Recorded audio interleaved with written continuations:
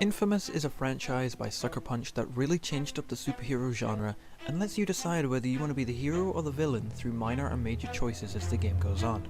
Do you help the needy and desperate, or do you use that fear and intimidation that becomes associated with you? Whatever you decide, the story is shaped to your will.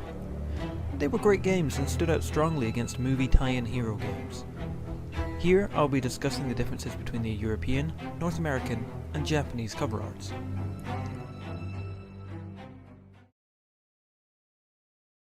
The European cover art, to me, features the most symbolic and meaningful presentation of what it's like to be a man with superhuman abilities and a mind full of choices.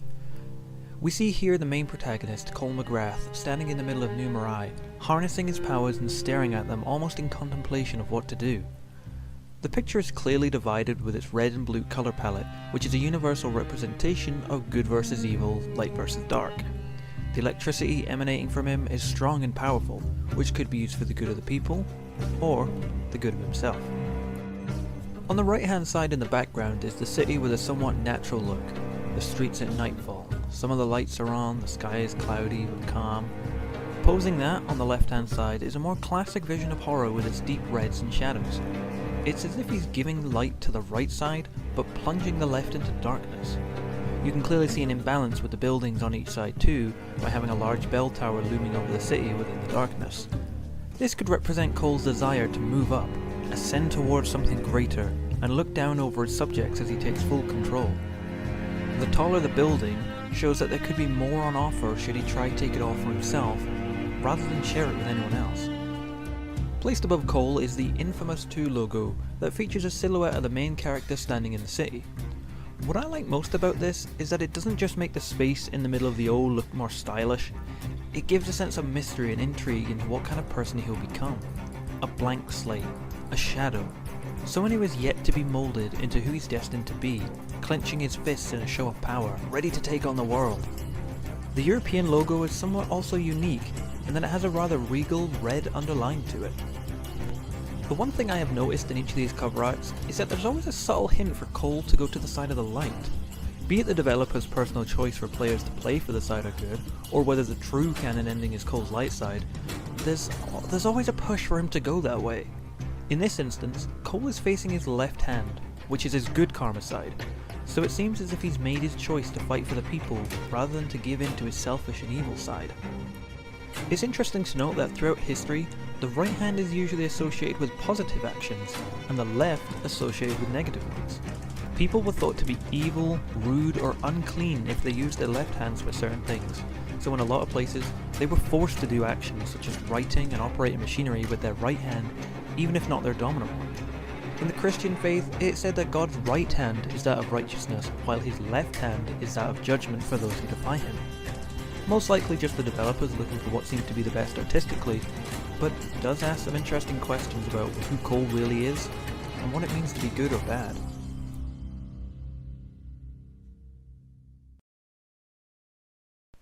The North American cover features its hero in the middle of a battle with some unseen forces in the city of Numerai. He's strong, determined, and possibly angry at whatever force he's battling. Equipped with his metallic weapon, the Amp, he uses his powers. Like a strange trend with American box arts, they usually seem to be fairly dulled down in comparison, and mostly just have the main character take up the screen with little else. This one is no different. While it does show the city behind him, there's a lack of detail on the building over his shoulder, which seems pretty lazy. I guess you could say it's a blank wall, but there's no detail or texture on it, it's just the same shade of red. Even though it's fairly plain, it does have one unique and distinctive feature that separates it from the other two. This is the only one that doesn't show Cole using his evil powers at all. Even though there's the same kind of deep reds and crimson in the background, giving the city a haunting look, it's not from him. In this situation, it's more likely that Cole is being the light in the darkness and fighting against whatever evil has befallen the city. Both of his hands are casting his good karma powers in this fight. The North American designers didn't seem to like showing Cole could use his powers for selfishness or cruelty against people. With the state of how things are at times in America, it's not too surprising. But again, it may just be a designer's choice to show that Cole is a more righteous man than he is evil. That does, however, take away the hook of the game that it's all to do with choice and shaping the story to how you will. As mentioned earlier, it's a subtle hint that they want Cole to be on the good side. Again, oddly, he is using his left hand as his dominant one for his good karma powers. Like with the European cover, the logo above features a shadow of coal in front that represents how it's up to the player to make him into who he needs to be. Even though there's no tower in the North American cover art, it's funny that there's still one seen in the letter M. This logo can be seen as somewhat unique also by it only being text with no other special design surrounding it.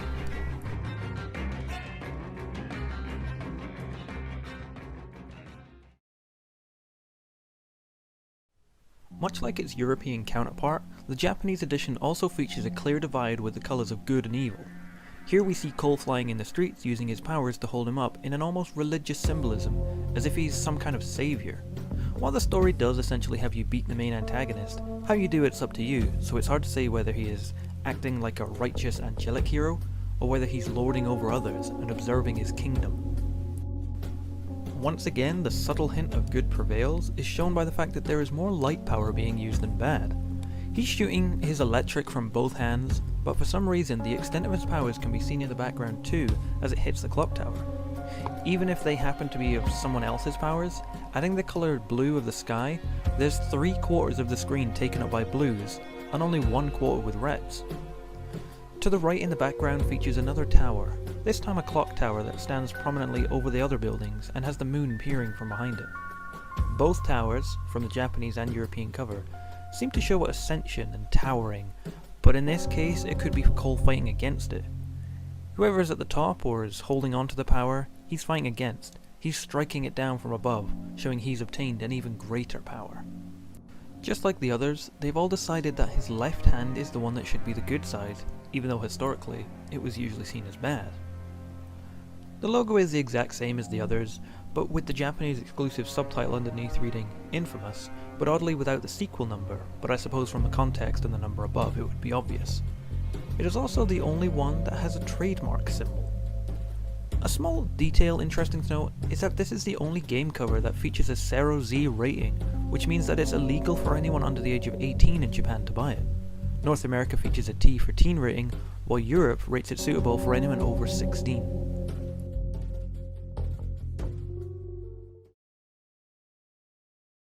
In conclusion, I would have to say that the European cover has to be my favourite, as it shows a lot more meaning and symbolism. The Japanese one does too, but it just doesn't feel as nice to me for some reason, and while the American one is more action focused, it just feels too bland and uninspiring for it to be eye-catching to me. But that's not to say I don't like it. I think all the covers are really great in their own ways, but personally for me, it has to be Europe.